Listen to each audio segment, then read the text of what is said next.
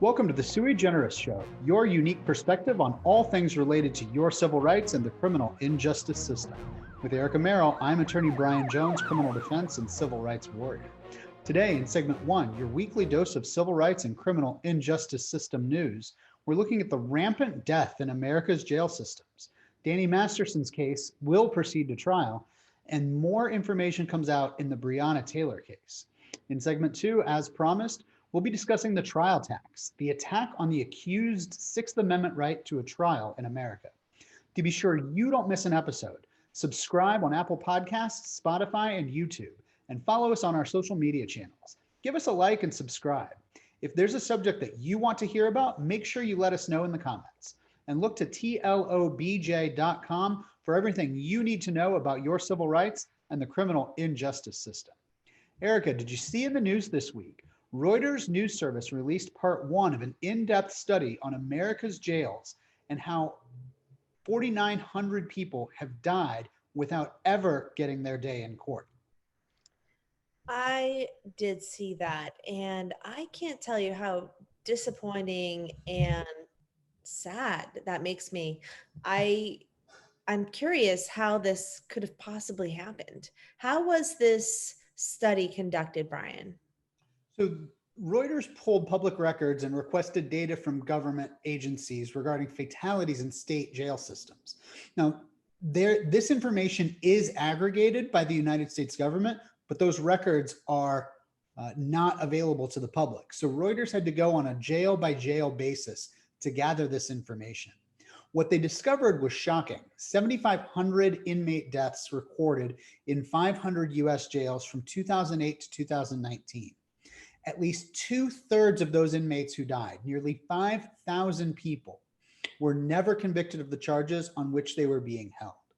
Now, as part of the report, Reuters said that they looked at all 50 states, including Ohio, and listed the jails surveyed and the criteria for counting death in their mortality survey. The findings for Ohio were shocking, Erica. Let's definitely drill down on this more, Brian. I mean, I'm curious as to what the causes of death were for so many people. It sounds like it could be that either they just didn't get a trial for a long time, or that everyone's offing themselves, or I mean, I don't know, getting sick. I mean, right now we're in COVID times. But this sounds like we're talking about a study over a greater length of time than just recently. Yeah, the study covers about a 10-year, 11-year period of time. Now, it's important to note that it seems that Reuters did not look at every single jail in the United States. Particularly with regards to Ohio, they only looked at 10 jails, serving an average inmate population of 9,700 individuals. Now, these were the 10 largest jails in the state of Ohio, as well as a jail with an average inmate population of 750 or more. So what they looked at specifically with regards to Ohio was Butler County, which is the Cincinnati area, Cuyahoga County, which is Cleveland, Franklin County, which is Columbus, Northwest Ohio, which covers a large section that's just south of Toledo, Hamilton County, Lucas County, which is Toledo, Mahoning, which is Youngstown, Montgomery, which is Dayton, Stark and Summit counties, which is the Akron-Canton area. Now, these figures don't include areas like Delaware County, Logan County, and Scioto County, all of whom have had rampant inmate deaths in the recent years. So these numbers are a gross undercount of the tragic situation in Ohio. But when we look at the numbers from Ohio, what we see is that during this 10-year window, Ohio jails had 180 deaths. 64 of those were suicides, 18 were drug or alcohol related, 87 were due to inmate illness, and 1 was listed as accidental. Ohio has an average death rate per 1,000 inmates of 1.66, which is higher than the national average of 1.46. And what these numbers reveal is that even though they shortchange the population data, is that Ohio has a major crisis of mental health, with 35% of the deaths being due to suicide and a collapse of the medical care provided in our jail systems, with nearly half of the deaths being as a result of poor medical care in the jails. Yeah. So we've talked about this in the past where there just isn't the same type of medical care that you get on the outside of a jail or a prison that you would on the inside. And for some of these people, they are pre-trial detainees, which means they haven't been convicted yet. And although some of them have been convicted and maybe, they are going up for appeals, and in any case, there's obviously a lack of medical attention, psychological help that is present in the jail system. Can you tell us a little bit about what the pretrial detainee or a convicted prisoner could do? Do they have any options? So I'm going to be teaching a CLA on this topic November 11th of 2020. Now, I'm going to be giving a primer on prisoner rights, including civil rights and liberties that are at stake when we talk about pretrial detainees and inmates serving sentences. Now, you can find information about that CLE on our Facebook page and our website. But as a sneak peek into what I'm going to be talking about, what we need to note is that pretrial detainees have rights while they're in custody, as do convicted inmates. Now, the Ohio Supreme Court recently clarified that the method to challenge the convictions of confinement is a 1983 action, 42 USC 1983, the Civil Rights Enforcement Statute. Now, as we've discussed many times together in the past, a civil rights lawyer can advocate for medical care, mental health treatment, and support services for people who are held in jail and the families of loved ones who are suffering under the unsound judgment of jail medical staff. And individuals should contact an attorney immediately to take the steps necessary to protect the life and health of their loved ones. These processes take quite a bit of time. And as we all know, an individual can deteriorate from healthy to terminal very quickly. It's critical to reach out to an attorney early in the process when you find out your loved one is not receiving appropriate medical or mental health care. I mean, I absolutely agree with you. And it's funny because I don't know that many people have really thought about it to this degree until the pandemic hit. And now all of a sudden, everybody is concerned about whose air you're breathing and droplets that are in the air just from your neighbor. And the, these prisons and confinement centers, they're close proximity. Everyone is within close proximity, and there's no room to really move them out. So this can be a huge problem. It may not just be COVID. Obviously, over the years, there's plenty of other things that you can catch from inmates. And so you get a terrible sentence of getting terribly ill or maybe even dying of something that you catch while you're in prison. Or if you had a pre-existing condition, you're not getting the same care that you had before. And so therefore, you end up having a terrible consequence of dying before your case is even heard. And this is a Sixth Amendment right that is being infringed upon by not having the right kind of medical attention. And I know we're going to be talking more about that today, but it's absolutely preposterous that this has happened on such a large scale in Ohio and across the country. That's absolutely right. And it's the Eighth Amendment prevents the government from imposing cruel and unusual punishment on individuals. And the refusal to provide adequate medical care certainly violates the Eighth Amendment. It seems that we have a national crisis on our hands in our jail system in the provision of appropriate treatment and medical care to the inmates in our institutions. It's really important for the public to exercise their voice and vote for candidates and push for policies that support criminal justice reform and, most importantly, bail and bond reform. Everything you're talking about, Erica, can be easily addressed through bail and bond reform, not pretrial incarceration, not high bail, high bond situations, but letting people who have not been convicted of crimes remain free until they can have their day in court. And if they're convicted, then consequences will be imposed. But if they're not, the ending of cash bail can prevent people from losing their livelihoods, losing their families, and losing their health. It's been successful in states like New York and California, and those states have had appropriate responses to the COVID outbreak and the stressors that that has placed on their jail population. Now, Ohio has had some bond reform and released some prisoners, both on a state and local level. However, it's not been far enough. The pandemic has wreaked havoc and killed hundreds of individuals in Ohio's prison system. And it's critical that the people speak up and say, this is not acceptable. As citizens, we can support the news media as well, and its important work of investigating, reporting, and exposing the issues in the criminal injustice system by subscribing, sharing, and discussing the reports, such as the Reuters report that we're discussing today, to spread awareness and ensure that their work continues.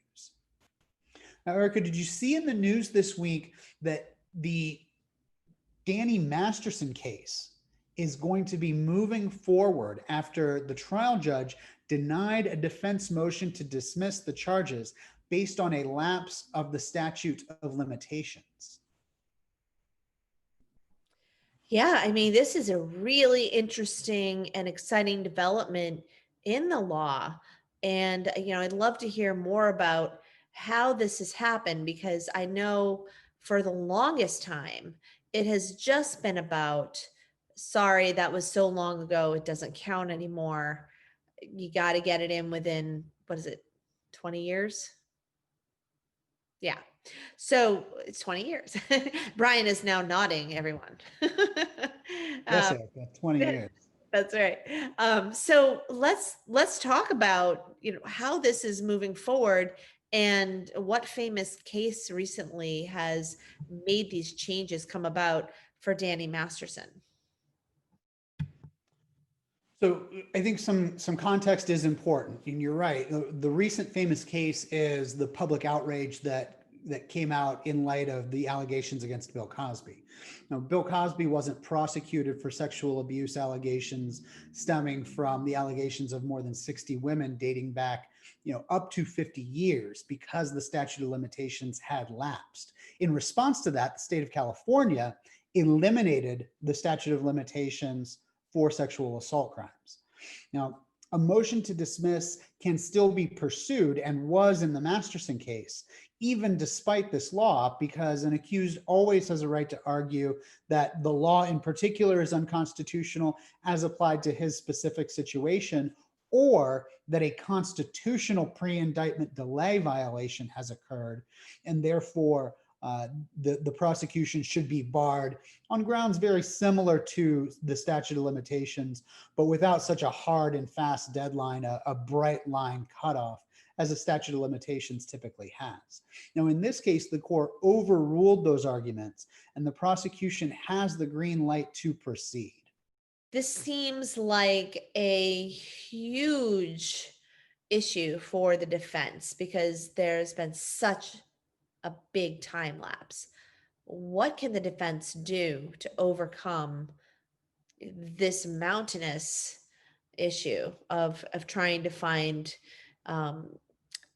evidence to support their case? So we've had a number of cases very similar to Danny Masterson here in our office. And what we've needed to do was really step up our investigative game.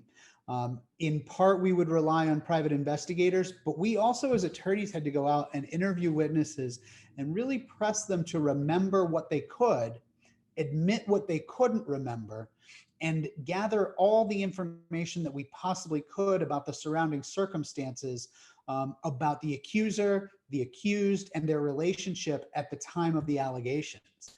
Now, after 18 plus years for the Danny Masterson case, the challenge is significant, but it's not impossible. As technology changes and memories fade, you can still be surprised at the types, the breadth, the depth of information and evidence that can be found by asking witnesses to try and remember. Now, oftentimes they have to admit that they just don't. Fortunately for Mr. Masterson, these allegations arose in the digital era. So there are MySpace records, digital camera files, maybe even data pulls off of an old laptop or a cell phone. Um, the benefit in this arises after the internet age, means that some of these records may still be available, as opposed to a case from, let's say, the 70s or 80s, where this information is no longer available. However, you really also have to think about how many phones do you have from 2001, from 2003, from 2007? Do you still have that laptop? Do you have any records from 15, 18, 20 years ago? So while it is possible, it's not likely. And the elimination of the statute of limitations really cuts the defenses off at the knees and prevents them from doing their own investigation. Well, you're making me feel like I really need to do a clean out, Brian, because I definitely have some old laptops here and some old phones, but I've been thinking about getting rid of them for years.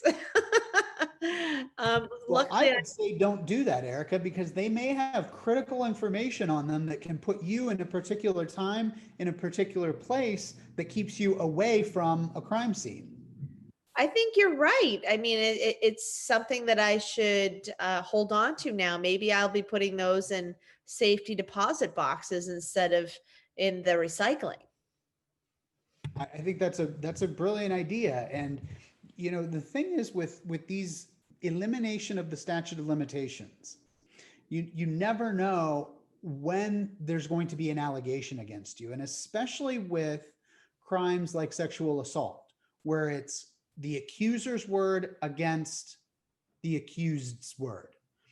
The accused no longer has the benefit of the presumption of innocence. We know that that's been eviscerated by movements like the Me Too movement. So what the Me Too movement asks is that we just believe accusers at the outset. So what the accused now has to do is say, well, this is my version, and here's some evidence to support it. And that's turning our criminal justice system on its head.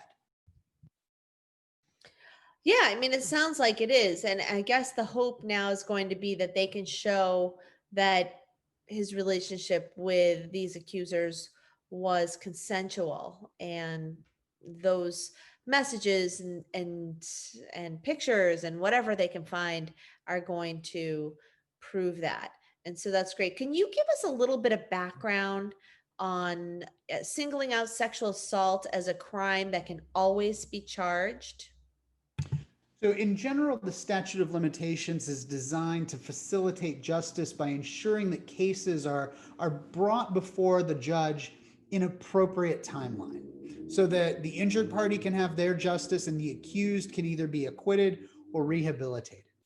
It's not an efficient policy to allow a traffic ticket, let's say, a speeding ticket, to issue 2 years after you broke the law, after you sped. And it's not efficient. It's not an efficient policy to allow someone to be prosecuted for trespassing 12 years after they stepped on somebody else's property. Evidence is lost, circumstances change, and everybody on both sides needs a clear line that defines the end of the process. So to get around statutes of limitations, prosecutors and plaintiffs' attorneys in some civil cases can indict or sue a Jane or a John Doe to preserve the action for a short period of time. They can extend the statute of limitations, and it depends on exactly what the situation is, but they can draw that out a little bit. But the value of swift and public justice is one that's enshrined in our Constitution. So there are limitations on how long that can be drug out. But some crimes are so egregious, so antisocial, that society has said, we are going to set aside special rules for them. And the statute of limitations never lapses. Now, in almost all states, that crime is murder. In Ohio, the statute of limitations is 20 years for rape, assault, conspiracy, sexual assault, minor sexual assault, the sexual assault of a minor, sexual battery, kidnapping with a sexual motivation, and 6 years for all other non-capital felonies. Now, there are shorter statutes of limitations for misdemeanors. but there is no statute of limitations on murder. California was one of the first, but not the only state to add rape and other sexual assault crimes to that very limited category of crimes that have no statute of limitations. It will be something to watch as it develops over the next few years. We are just now getting into the era where people are feeling comfortable coming forward with these allegations, and now they are able to come forward with these allegations.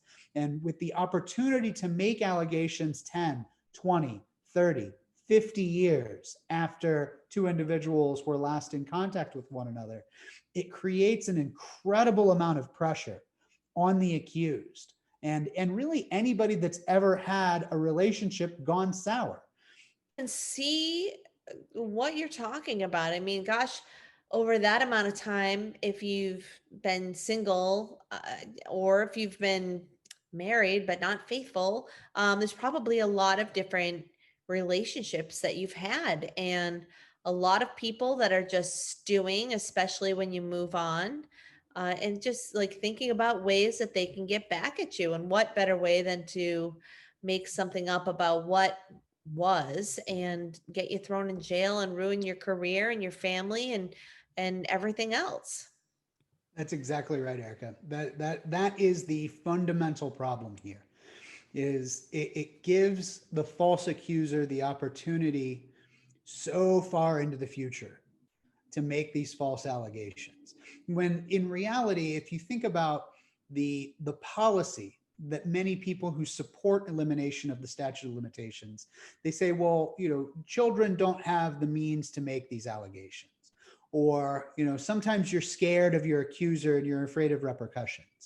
Well, the statute of limitations is told until the child reaches the age of majority anyways. So the earliest that it would cut off is at age 38 for any individual in the state of Ohio. And for any other person, you've got 20 years to get away from the person that you're intending to accuse. And certainly that is plenty of time to get to safety, find a law enforcement officer, and explain your allegations to them. How many times do people get into public office and then all of a sudden, or famous, and then all of a sudden these things come out? And that's exactly right. And in many situations, we are talking about not just revenge, but also a money grab. So we are going to keep a close eye on how California treats it. We're going to keep a close eye on the Danny Masterson case as it proceeds, and how the detriment of these charges being filed 18 years and 2 investigations following the relationship between these parties turns out. So make sure to check back and follow the podcast to find out how this case plays out. The last thing I wanted to see if you had heard about this week, Erica, was the new developments in the Breonna Taylor case, where the grand juror who asked to speak publicly has now spoken. Yes, what did the grand juror have to say? I mean, I'm thrilled that we are still talking about this case, because I know so many were disappointed that Breonna did not get justice. What we learned from the grand juror was that the various members of the grand jury did not agree among themselves that Breonna Taylor's shooting was justified. Now, remember that the judge released the record to the public because there was a question as to whether the publicly elected prosecutor had been honest about the proceedings. And what we learned with this recent disclosure was that the prosecutor had only presented a charge of wanton endangerment, and that the grand jury wanted to hear more information and wanted to hear allegations that Breonna Taylor had been murdered. And they never had that opportunity. This is explosive news and a total contradiction of the state's line. What does this mean, practically speaking? What it means is that the prosecutor involved his use of discretion and abused his use of discretion in usurping the role of the grand jury and predetermining an acquittal by them in presenting evidence to achieve a particular outcome, the outcome that he and his law enforcement cronies wanted. It's popularly said that a prosecutor can indict a ham sandwich for the murder of Jimmy Hoffa. And that's an allusion to the total and absolute control that prosecutors have in presenting all of the evidence that they choose or withholding evidence that they choose from a grand jury, and them being the only party that can present arguments to the grand jury. This is a case that reveals how the prosecutor unethically predetermined an outcome and got what he considered to be justice. His ends justified the means in his mind. So typically we talk about law enforcement officers and how, they take a lot of liberties with their power, and they shut off their cameras, and they force people to confess, and by putting a lot of pressure on them and lying to them. There's testifying. There's so many different things that we've talked about when it comes to law enforcement officers. And now we're talking about what's happening right in the courtroom. And I'm really curious, what does this mean for the Breonna Taylor case? Well, we just talked about statutes of limitations, and it never lapses on murder. So this is a case that can be brought back and represented to the grand jury. Elections have consequences, and Kentucky voters can head to the ballot box with the knowledge that this prosecutor lied to the public, rigged the outcome, and presented evidence to predetermine what the grand jury did. Kentucky voters should use their voice and influence their elected officials and argue for a new investigation of this case, because the statute of limitations on a variety of other charges still have not run, and the case can be presented to the grand jury again and again and again until a just result comes out of the grand jury against the officers who conspired and lied and murdered Breonna Taylor. Sounds like we're going to be hearing about this for a long time. I have a feeling that this is a case that won't end soon. I agree, Erica. Now, moving on to our featured topic this week, the Sixth Amendment to the United States Constitution guarantees our right to a jury trial, and the right to compulsory process, and the right to confront witnesses, and the right to be informed of the allegations against us, the right to counsel. But the right to a jury trial is the overarching and most important of all of those rights. Now, this right is key to the United States Constitution and was enshrined in the Bill of Rights to ensure the American democratic experiment survives.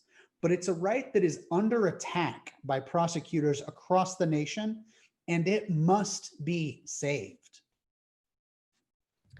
Why is the right to a jury trial so important? I mean, I know, as having an ex-husband who is a criminal attorney as well, like he would always talk about whether it was going to be a bench trial or a jury trial. And if you can give us a little bit of a background on that, and why it is so important to have the jury.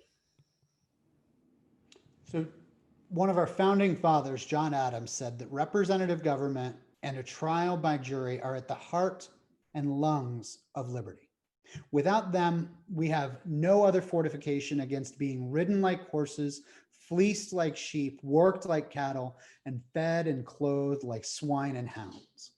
The right to a jury trial protects our liberties as much as the right to cast votes for our representatives. Now, few today think that a trial by jury is still that bulwark against arbitrary and capricious use of government power, but it is. There are many places in the world, our neighbor Mexico for one, where the right to a public trial is not guaranteed. The right to a jury is not guaranteed. And the ability to have other citizens stand between you, an accused person, and the government is invaluable.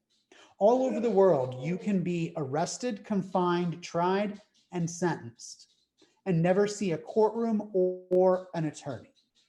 It was this type of injustice that our founding fathers experienced. And when they were framing the Constitution, they sought to eliminate it in our new democracy here in the United States. And that's why it's enshrined in the Bill of Rights. The government must be forced to account for its actions and its desire to take our lives and take our liberty.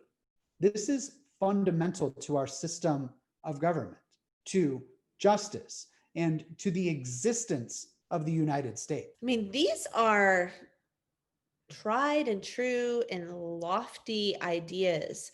And you're absolutely right. I mean, can you imagine if we didn't have this right?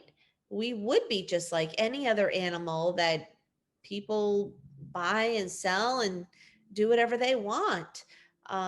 Anyone could say whatever they wanted about us. We could be thrown in jail and rot there or be killed. That's absolutely correct, Erica. The only thing standing between you and me and a black hole from which we could never crawl out of is 8 or 12 members of our community. Because those individuals, we believe, if we believe in the fundamental system of our government, those independent citizens will stand up and say, no, this is wrong, and issue an acquittal. And we assume then that the judge won't, disregard what they're saying and will actually let you go. And that happens. If a jury issues a not guilty verdict, judges let people go. But if prosecutors had their way, they would make an accusation, they would snatch you off the street, they would throw you in a cell for as long as they wanted, and that would be the end of it.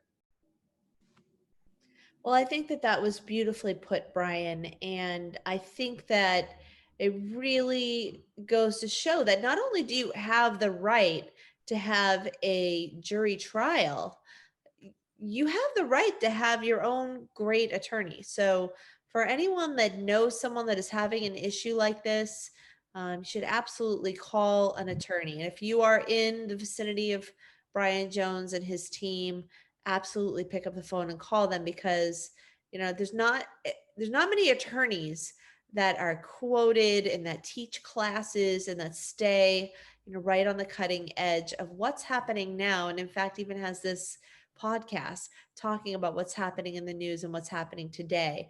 There are a lot of changes in the law. There's a lot of strategy involved with that. And, sometimes it does involve a lot more investigation. And Brian and his team know exactly what needs to be done in those cases. So I'll get off of my soapbox about you guys. I know you guys are fantastic. We'll get back to the topic at hand and just can you give us a little more information, Brian, on what is a trial tax?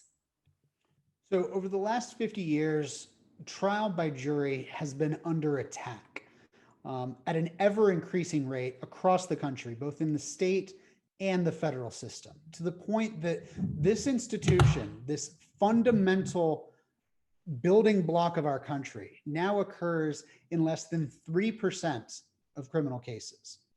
Trial by jury has been replaced by a system of guilty pleas that diminishes almost to the point of obscurity the roles that the framers had envisioned for the citizenry as the primary protector of individual freedom and the principal mechanism for public participation in the criminal justice system.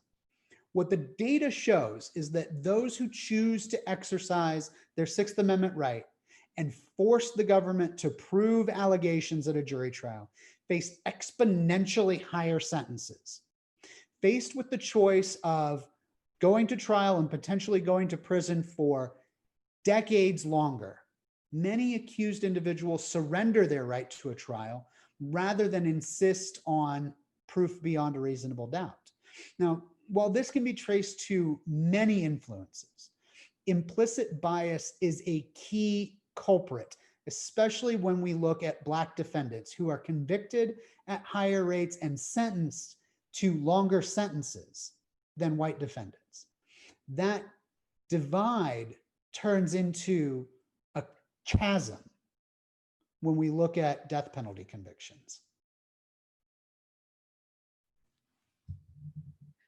I mean, this is, it's all very scary, like what you're telling us with these stats and how jury trials are going away. And I get that they're expensive and they can be, long term, but, on the other hand, what is the alternative? The alternative is that, we're not getting the justice that we deserve as American citizens. So, could you give us a little bit more information on a plea bargain? Does that mean that the accused is guilty when they accept a bargain? Absolutely not. So, a guilty plea to a reduced charge can mean a variety of things. The accused was in fact guilty and got a negotiated break, or that the accused was being pragmatic and decided that the frying pan was better than the fire. In most cases, it's the latter rather than the former. Trials are lengthy, expensive, and the accused can languish for years while waiting for a jury date. And they languish in jail, unable to make bond, watching their life, their family, their career, and their community deteriorate around them. That desperation can lead people to choose the lesser of two evils. Accept a conviction despite maintaining your innocence so that you can get out of jail. Or maybe because a time served sentence was offered, or maybe because your mental health has deteriorated to the point that you just can't withstand further incarceration. Empirical studies and exoneration data show that the pressures accused persons face in plea so strong that innocent people regularly plead guilty to crimes they never committed. This is why, if you are accused of a crime, you must hire a trial lawyer, not a prosecutor in defense attorney robes who will bully you into a plea deal based on some ephemeral guarantee that you're going to get worse at trial. The trial penalty is the discrepancy in sentence that the prosecutor is willing to offer in exchange for a guilty plea and the sentence they intend to recommend and request be imposed after a trial. And to leverage the accused's constitutional rights against him or her is a fundamental violation of the trust that we put in our government officials. You may remember that the Kentucky prosecutor tried to bribe Breonna Taylor's boyfriend with a sweetheart deal. Now, he stood strong, and ultimately that case had to be dismissed because there was zero evidence against him.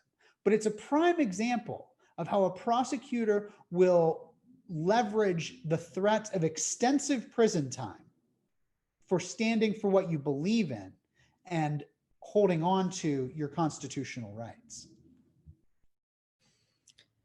So, what can be done to eliminate the trial tax, in your opinion?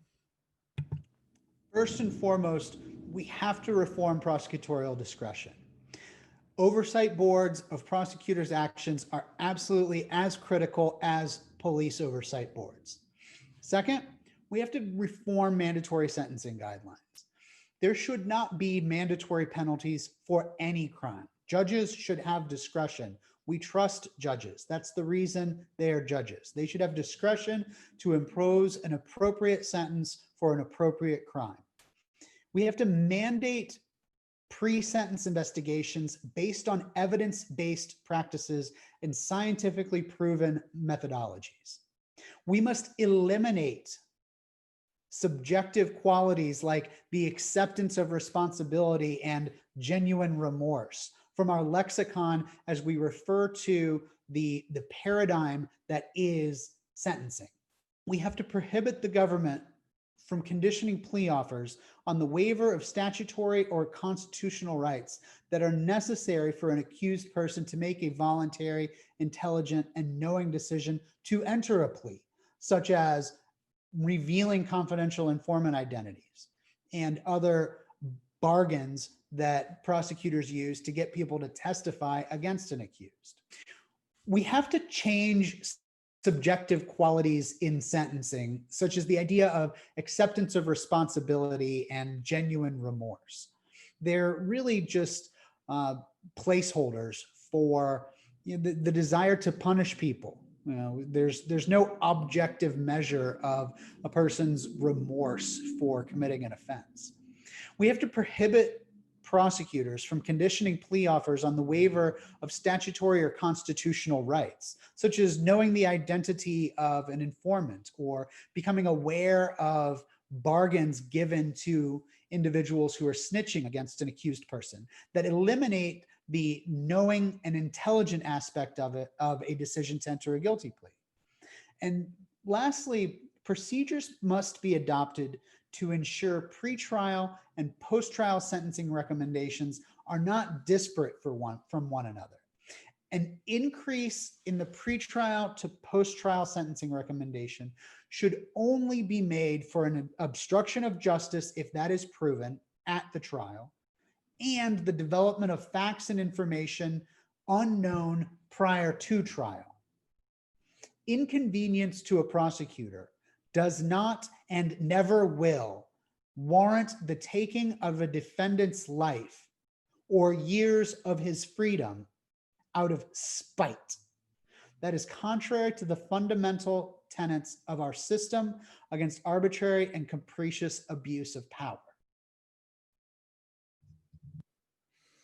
I couldn't agree with you more. And those are strong and passionate words about our justice system. And I absolutely believe that, these things need to change. We need to really make sure that people are heard and people's rights are kept intact.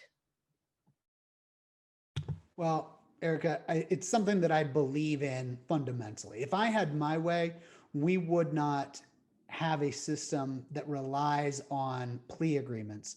We would have a system that relies on jury trials, and plea agreements would be the exception to the rule. Because if the government can't prove their case to a jury, if a government can't convince 12 people from your community that you did what you're being accused of doing, then the government shouldn't be allowed to remove your fundamental liberty, interest, and freedom. Period. End of discussion. Only other citizens should be able to take that away from you. I absolutely agree. And thank you so much for being so passionate about this subject. And I mean, it is what you do, it's what you live for. And just love hearing your opinions and information on what's happening in the world now. It's been fantastic. So thank you so much for that.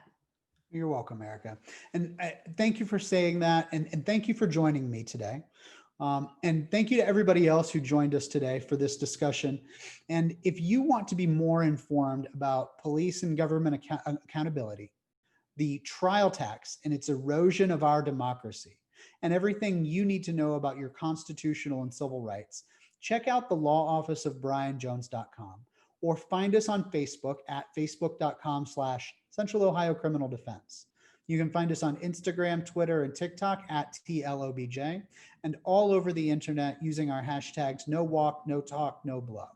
We'll be back next week with a sui generis perspective on the next big thing in the news about your civil rights and the criminal injustice system, as well as a discussion of the relationship between our civil rights and our civil liberties. Now, Erica, whenever my grandfather and I parted ways, he would always tell me, "Don't do anything I wouldn't do, son." And to all of my friends, I add, if you do and you get caught, call me. I'll defend your rights as I'd want mine defended.